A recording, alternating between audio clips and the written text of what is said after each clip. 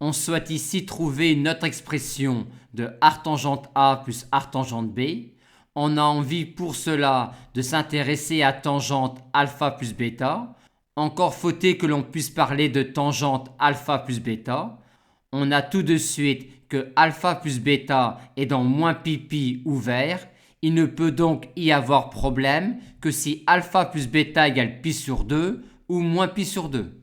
On voit alors apparaître ici du pi sur 2 moins arctangente A et du moins pi sur 2 moins arctangente 1 sur A.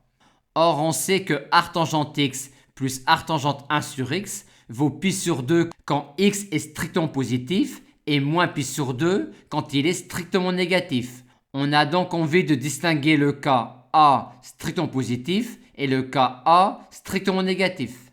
Quand A est strictement positif, avoir ce cas-là est impossible. De même pour celui-là, quand A est strictement négatif.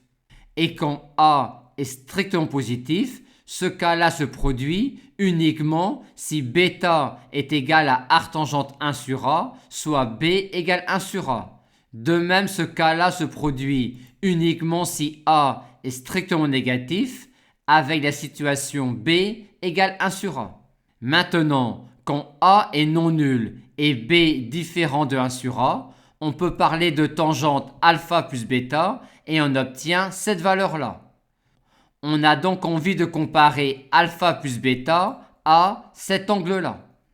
Et vu ce que l'on a dit précédemment, on a envie de se placer dans ces différents cas-là.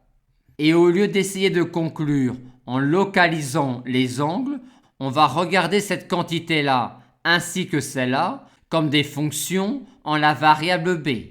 Sur chacun de ces intervalles-là, ces deux quantités-là sont continues et dérivables et ont même dérivé. Elles sont donc égales à une constante près. Pour déterminer la constante ici, on regarde la valeur de alpha plus bêta et de cet angle-là quand b tend vers plus infini. Ce qui nous donne ici pi sur 2 plus arctangente A et ici moins arctangente 1 sur A. Et vu que arctangente A plus arctangente 1 sur A vaut pi sur 2 quand A est strictement positif, on trouve alors ici une valeur de la constante qui est pi. On conclut de même ici que la constante est nulle en s'intéressant à la limite quand b tend vers moins l'infini. De même ici en s'intéressant à la limite quand b tend vers plus infini et en se rappelant que pour A strictement négatif, arctangente A plus arctangente 1 sur A vaut moins pi sur 2. Et en s'intéressant ici à la limite quand b tend vers moins l'infini, on trouve alors une constante qui est moins pi dans ce cas-là.